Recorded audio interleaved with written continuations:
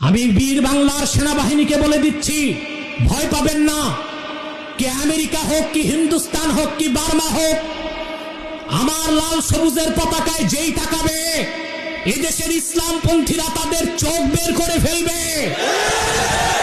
ভাটি বাংলার 1 ইঞ্চি জায়গায় যদি কেউ আগ্রাসন চালাতে আসে, বাংলাদেশের প্রত্যেকটি মাদ্রাসা ক্যান্টনমেন্টে পরিণত হয়ে যাবে।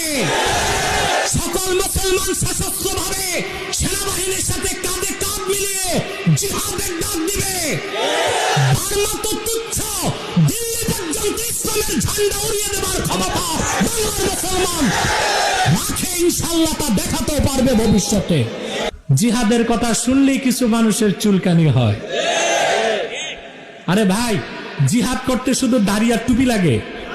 বাংলাদেশ সেনাবাহিনী জিহাদ করতে পারে না? আরে কিতাব তো পড়ে না কিছু মৌলবী, বলে জিহাদ করতে আসমানে